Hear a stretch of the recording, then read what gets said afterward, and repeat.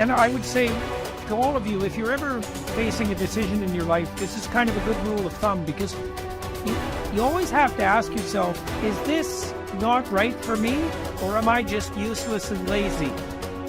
And looking for an easy way out, right? Because some people are more prone to that than others. If you're not very conscientious, for example, you're going to be more prone to that sort of thing. But it's good to keep yourself in check. And so maybe you're not doing very well in your job, and you think, well, I should either do a better job at my job, or maybe I should find a new job. And it's hard to do better at your job. And so then you might wonder if your decision to find a new job is just an escape. Do you have a better plan?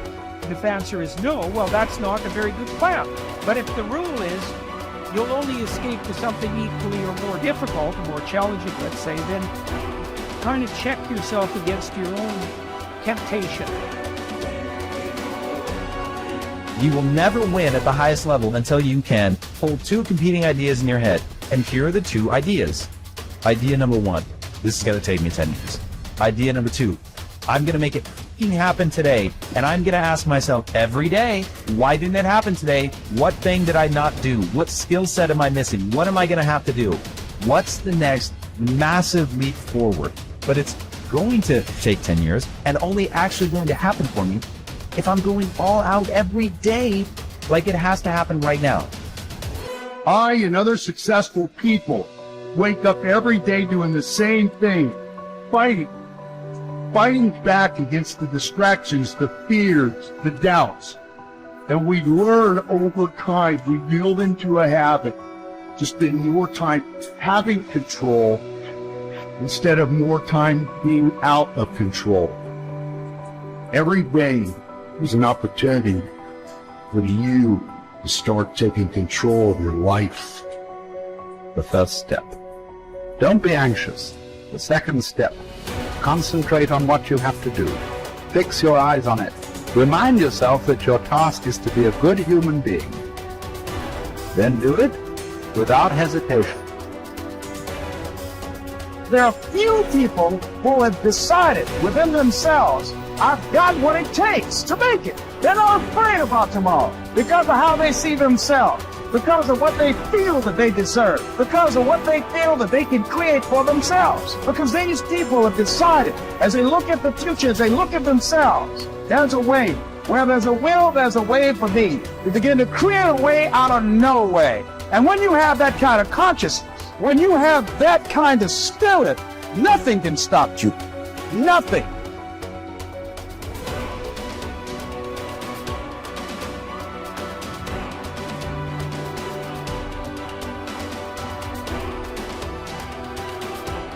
At dawn, when you have trouble getting out of bed, tell yourself, I have to go to work as a human being. What do I have to complain of if I'm going to do what I was born for, the things I was brought into the world to do, or is this what I was created for, to huddle under the blankets and stay warm? So you were born to feel nice.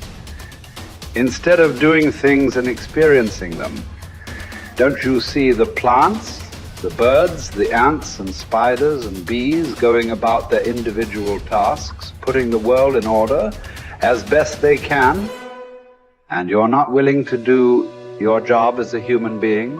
Why aren't you running to do what your nature demands? You don't love yourself enough, or you'd love your nature too and what it demands of you. Casting aside other things, hold to the precious few. And besides, bear in mind that every man lives only the present, which is an indivisible point, and that all the rest of his life is either past or is uncertain. Brief is man's life, and small the nook of the earth where he lives. Brief, too, is the longest posthumous fate, buoyed only by a succession of poor human beings who will very soon die and who know little of themselves, much less of someone who died long ago. Just that you do the right thing. The rest doesn't matter, cold or warm, tired or well rested, despised or honored, dined or busy with other assignments. Because dying too is one of our assignments in life. So as well, to do what needs doing, look inward. Don't let the true nature of anything elude you. Before long, all existing things will be transformed to rise like smoke, assuming all things become one, or be dispersed in fragments, to move from one unselfish act to another with God in mind. Only there, delight and stillness. When jarred, unavoidably by circumstances, revert at once to yourself and don't lose the rhythm more than you can help. You'll have a better grasp of the harmony if you keep going back to it. When another blames you or hates you, or people voice similar criticisms, go to their souls, penetrate inside and see what sort of people they are. You will realize that there is no need to be racked with anxiety that they should hold any particular opinion about you. When you wake up in the morning, tell yourself, the people I deal with today will be meddling, ungrateful, arrogant, dishonest, jealous, and surly. They are like this because they can't tell good from evil. But I have seen the beauty of good and the ugliness of evil and have recognized that the wrongdoer has a nature related to my own. Not of the same blood and birth, but the same mind and possessing a share of the divine, and so none of them can hurt me. No one can implicate me in ugliness. Nor can I feel angry at my relative or hate him. We were born to work together like feet, hands, and eyes, like the two rows of teeth, upper and lower. To obstruct each other is unnatural. To feel anger at someone, to turn your back on him, these are unnatural. You want to begin to look out on your life and what you want for you. And I think that when we begin to focus in the area of what does it take for us to act, I think we can say events can inspire us to act at that particular event in his life. Circumstances. A friend of mine, he wanted to do something and he just did not have the motivation and the drive and the confidence within himself. But his circumstances changed overnight through an acquisition of the company that he worked for. He lost his job. Through the inspiration of desperation, he had to act. See, life also are things that can inspire us to act.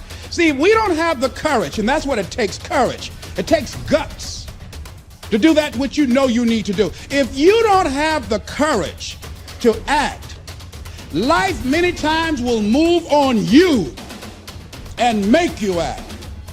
Life will whoop your butt so bad. You will be so miserable, you will catch so much hell, you say, yes, I will do it. What do you want me to do? Take me. A friend of mine said, I can't stop smoking. I can't stop smoking. Doctor said, Sam Axelrod, you have emphysema. Sam never picked up another cigarette and said, look at those stupid people smoking. Sam, you did it for 35 years. How can you talk about people? Well, I was different. I'm trying to help them. They don't have to do the same thing I did. But be compassionate, Sam. Isn't it interesting how quickly we forget? So I'm saying that look at something in your life. It might be just writing a letter to somebody to say thank you. It might be just to apologize to somebody. I had a confrontation in the Penobscot building with the security guard there. He responded to me what I perceived as a negative way, and he and I engaged in an argument. I did not like the way I handled that. I avoided going through the front door for a long time because I didn't want to face him. Finally, I decided to act, and I went up to him and said, I want to apologize to you for the way in which I handled this argument we had the other day. I was wrong. I hope you accept my apology. He said, I do. And I said, thank you very much. I felt relieved. Now, when you decide to act, it's not always going to be like that. A friend of mine did some work for me. It was below par, to say the least. I knew that this guy was capable of doing better work. I knew that he also had a fragile ego. So I was trying to think of what is the most sensitive way in which I can share this information with him. Because I wanted him to do my work over. I was going to pay him for what he did. But I needed my work done right. But I was afraid that I would hurt his feelings. I was very, very meticulous in how I approached him. And I said, let me share this with you. You know I care about you, and that you're a very talented and gifted person. And you and I both know that what you have given me is not a true reflection of your talents and abilities. And I'm saying, let's go back in the studio and do this again. And he said to me, I'm going to forget you ever said that. I was wiped out. He never spoke to me again. Now, when you decide to act, you're going to have some people like that. We're no longer friends. I lost sleep over that, ladies and gentlemen. I said, I can't believe that. I remember sitting up one night looking at the phone. I said, I gotta call him. He said, no. And I said, no, forget that. I called, man, look here, we've been knowing each other for too long to allow this to come between us. He said, don't call me anymore, and hung up. And then I wanted to think about what can I do to make it up to him? And then something came to me, Les, what do you have to prove? See, many things we don't do is because of the fact we want people to like us.